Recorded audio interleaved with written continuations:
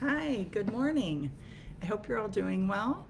I'm Sherry Scott with Spring House Collaborative, where we're building a community of people that are interested in the home building process, the custom home process, any kind of building renovation, anything where you have questions and don't quite know the path that you want to take.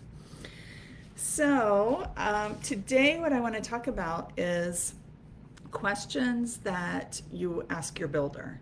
And the reason this came up is because we are trying to get a build project with a lovely couple, and they sent over questions on an email, questions that they had. We had already had a phone conversation just to introduce each other, introduce ourselves, and to talk to people.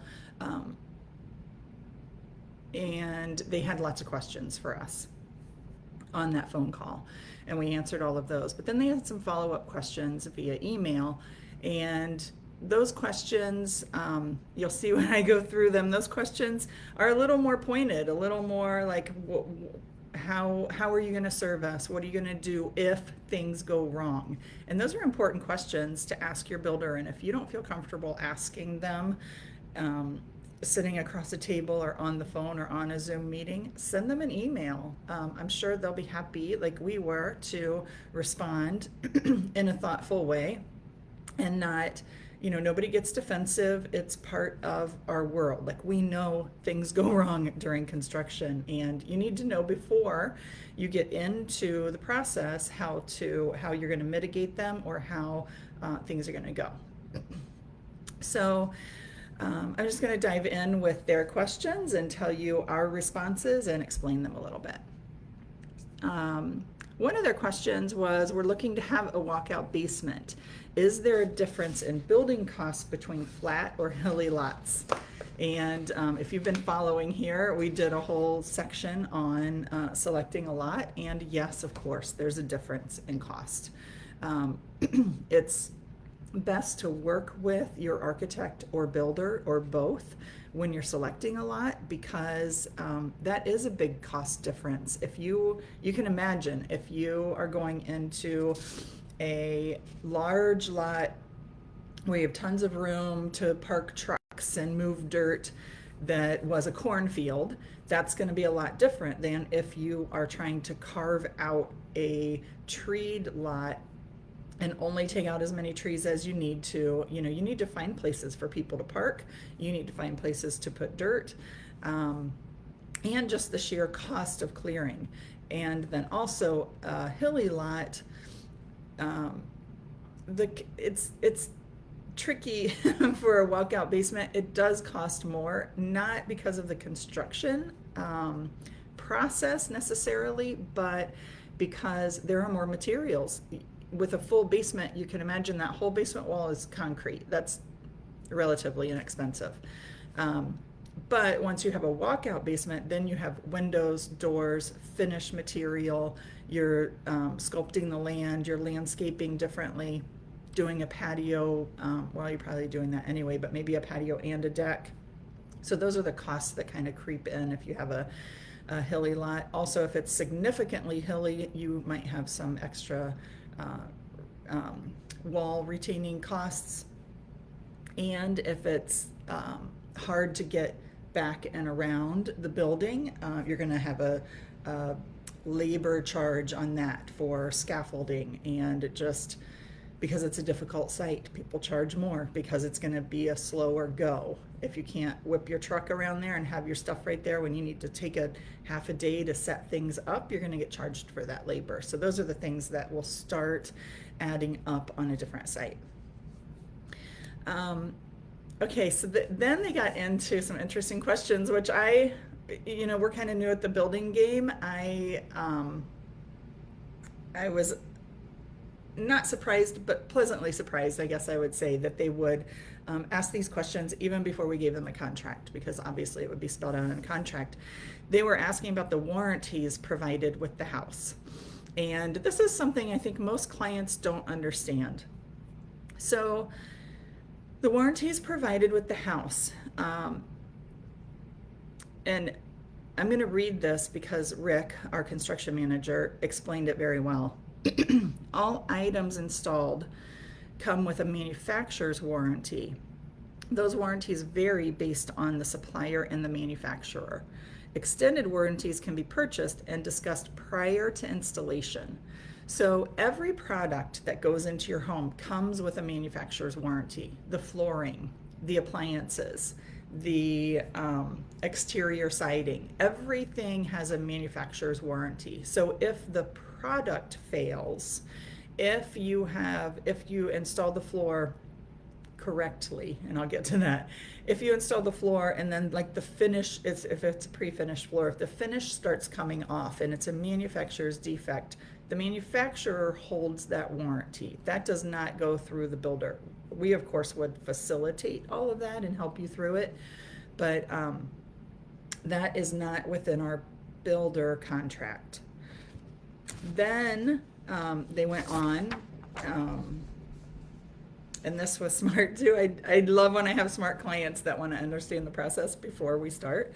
Will the builder provide an initial home warranty? If so, what would they include and how long do they last? So this builder home warranty is different than the product warranty, right? Product warranty is with the manufacturer. Builder home warranty is with the builder. And I'll read to you what Rick said because it was good too. All of our homes come with a 1-year warranty. This is typical throughout the industry. It's what I've always heard from every builder for when I've been in here 25 years. All of our homes come with a 1-year warranty. We will schedule a walkthrough with you at 11 months after your move-in date to generate a punch list of items that need attention. This gives the house an entire year of heating and cooling and seasonal changes. We will then correct anything that you are not satisfied with by the end of your first year in the home. So as a builder, we cover installation of things, the things that we are responsible for, excuse me, we cover for an entire year. And it really is, of course, we'll get phone calls through that year and we'll come out and do anything that's urgent, but you'll get nail pops, you'll get settling, you'll get things that are, fixable, but not urgent. So we schedule a time at 11 months to do a punch list. Now that will be your second punch list, and we'll get to that also in the next thing. Punch lists are your friend. You need to take them very seriously. You need to schedule enough time to walk through, make the list, make sure somebody is actually making a list and putting deadlines and timelines and priorities to that punch list. That is the most, well, I don't know, there's a lot of most important processes, but that is I can't stress enough, the punch list process.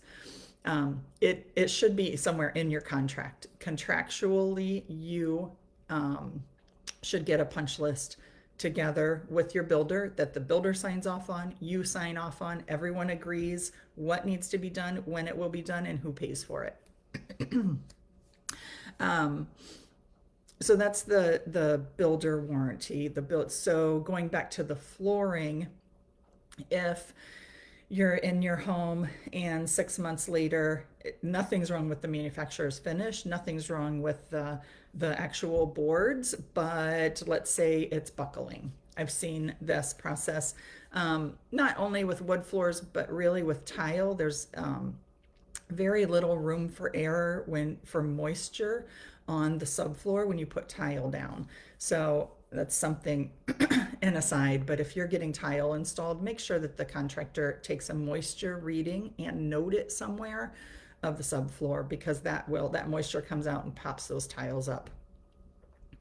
If it's an installation defect, like moisture on the subfloor, then that's an installation deal that will go through the builder. That's not necessarily the builder's, well, it is the builder's responsibility because the subcontractor of the builder put it in.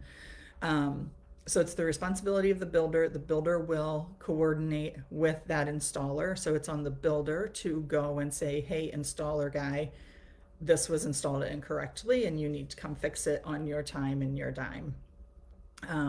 But those installation issues are what falls in the builder's realm. Okay.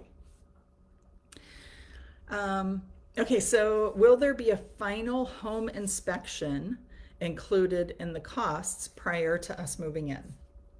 This is where it comes to a punch list. So there are, asking for a home inspection at the end is not a bad idea.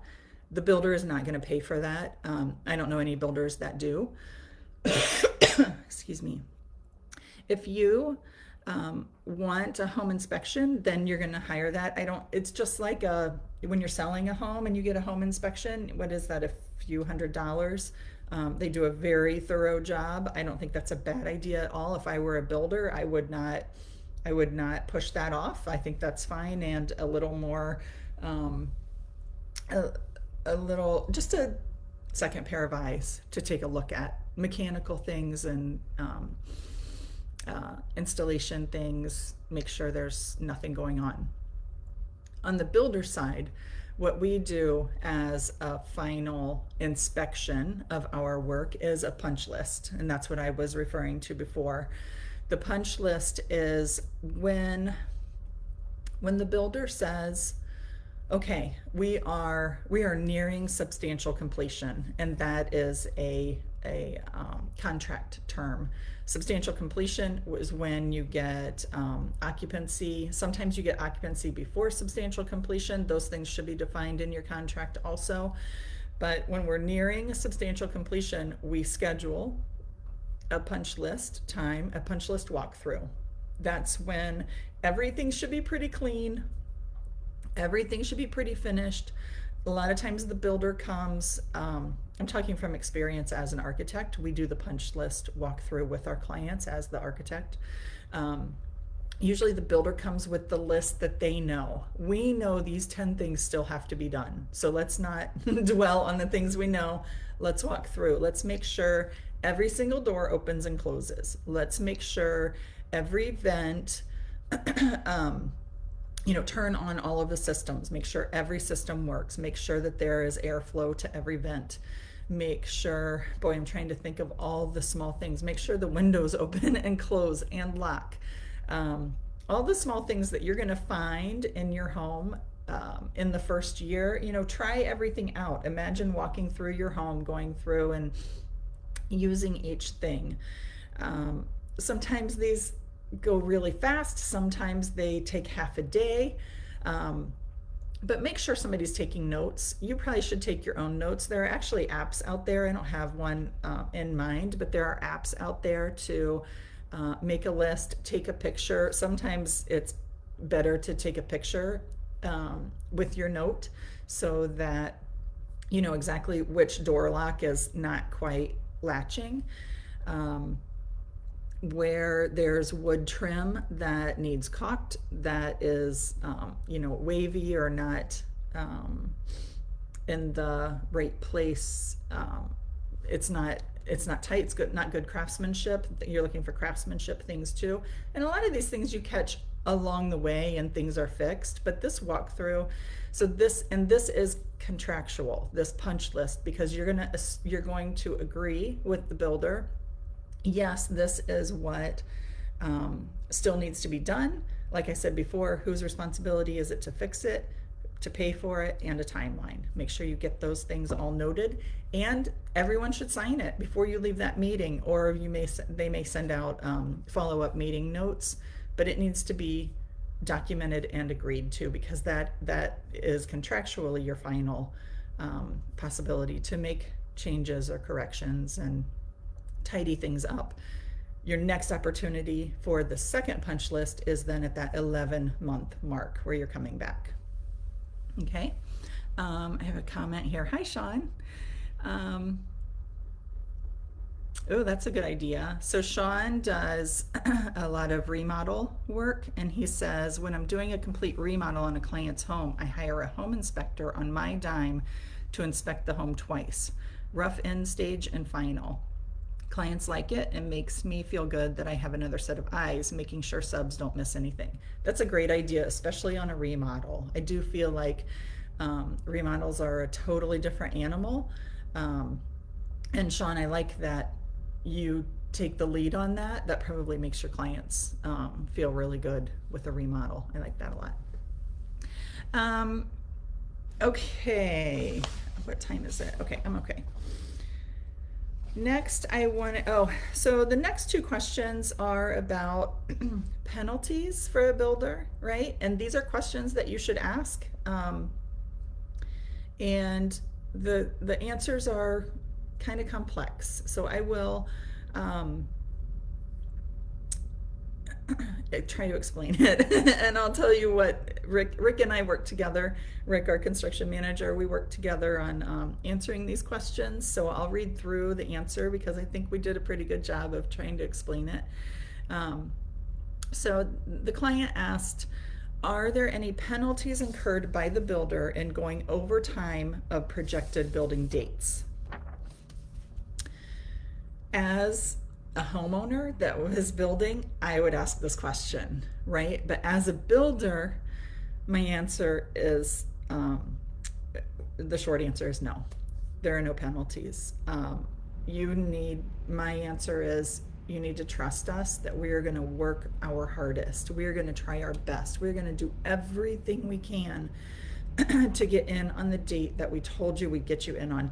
We don't make any more money to drag this out, right? Like, we want a really good project and we want it to finish as quickly as we can, but we also have to have a good process and get the best contractors and not pour a slab. Right now, we're on a 2-week wait for pouring a slab. Everything's done. All the people have done all of their work, but Mother Nature says, I'm going to go to 18 degrees tonight, so we're not pouring a slab because otherwise it's going to be popping and cracking, and it's going to be a disaster. So we're 2 weeks behind now because of Mother Nature. And we're hoping to make that up. So let me get back. I go off on tangents, I know. So our answer to, are there any penalties incurred by the builder in going over time of projected building dates? Due to several factors beyond our control, weather, labor shortages, material fluctuations in price and availability. We're running into that a lot with COVID. Just getting things ordered and delivered is difficult. Natural disasters, which could influence building material availability. There's a lot of, in the past, there have been hurricanes and they take out some of our lumber supply. So then we're, 3-4 weeks late, which compounds everything because every subcontractor is waiting for lumber to be delivered, not only on your job, but on everyone else's job in front of you. So once the lumber does come in, then clients are like, okay, I saw on the news that lumber's being delivered, but we're still 3 weeks out because when the tragedy hit, we were 3 weeks out. So now lumber's getting delivered, we're still in line, right? You can't jump in line, unfortunately. So that's something that people don't understand sometimes. There are no penalties for delays to the project schedule. However, we do build in some fluff into our schedule and to accommodate for some of the items mentioned above, which means, we could build a house in 6 months, but we'll tell you 8 months because we know these things happen. So we have accounted for some of those things, and that's what I meant by we're hoping to make up some of that time. We're hoping to make up these 2 weeks because we've built in some delivery times and subcontractor scheduling times within the project, but we just don't know. We invest a lot of time in our pre-construction services to ensure a smooth building process to deliver our homes on time. That's our promise. We work a lot up front. We work with software programming. I think most builders do these days. They have some kind of software, project management software that helps ensure that timeline, the Gantt charts, and putting down every single step that clients can see. Um, Also, I put this part in. We can only control the timeline once we break ground. Septic approval, building permit, and owner financing all need to be in place before we can break ground. We can fast track the design and get it in for permit and septic quickly because we do it all in-house. Please continue working on financing so that we can move along in parallel. That was for this client specifically. And it's true, we as builders, any builder, can only control the process once you break ground for a new custom home. The septic process, zoning, HOAs you need to get through, all of those things are pre-construction services that's a good question to ask your builder, like how familiar are you with pre-construction services for this location, because every location is a little bit different. Additionally, for questions about penalties, I guess I would say, does the contract include a cost escalation clause for unexpected or even anticipated costs of building materials? Right now, we're in a critical time with COVID pricing. I'm sure all of you that are involved or interested in custom home building know prices are kind of all over the place right now, and literally we can wait 2 weeks and prices could go up or down 10% of like just the lumber package specifically, which is again only 10% of the project cost. So you're talking about a 1% fluctuation of your entire project, but it looks like a big number. It is a big number. It's real money. So we did, just to be totally transparent, we waited to order the lumber for the project we're building right now, and prices went up. We thought they'd go down. It feels like a gamble. The client was all in on it. We talked about it. We decided to wait, and prices went up again. So now we can't wait anymore. So we ordered. So our answer was we currently do not carry an escalation clause. With the volatility in the current market, we cannot predict the future. We do, however, lock in our lumber costs early to ensure that cost is not impacted during the construction of your home. We find this area to have the most fluctuation, therefore we lock prices in early.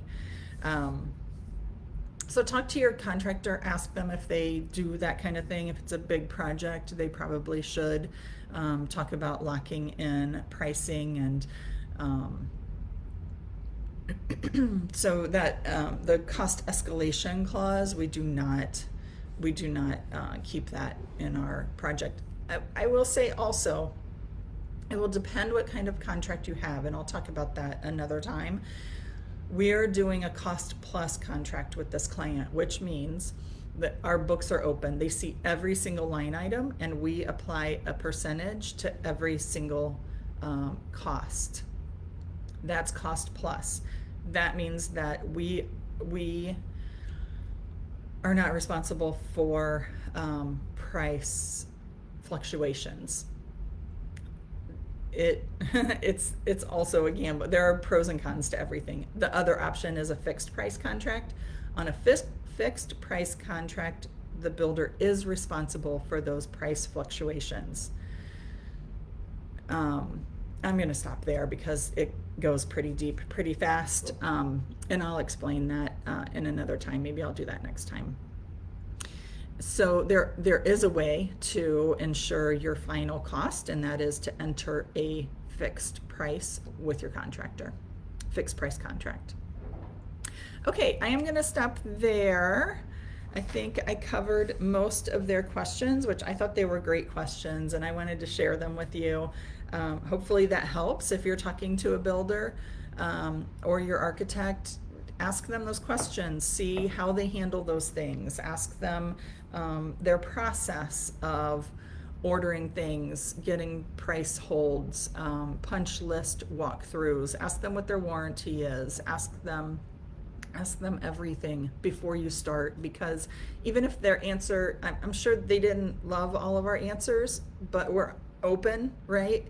If you have a good builder, they're going to be open with you. They're going to discuss this with you. And the time to discuss it is when everything's okay and you're making a decision, not when your floor is buckling and you're like, I didn't know you weren't going to be responsible for this. Not that anything's going to go wrong on your projects, because it'll be perfect. Okay, so again, I'm Sherry Scott. You know that by now. Springhouse Collaborative. If you know anyone working on a project or thinking about it, or just have questions or interested, send them this way. Invite them here. We'd love to talk to them, answer questions. Please let me know if you have any questions or any experience with any of these things. I would love to know other people's experience and things that have gone on in the past. I am working on the home automation, bringing a home automation guy in to talk to us about how things have changed. We keep hearing, everything's wireless, everything's this, that, and the other. And I've worked with a guy for several years, and I think he'll have a lot to impart to us and how home automation is going these days. It changes so fast that I'm looking forward to that and learning what he has to say. Okay, so take care, and we will talk next week. Bye.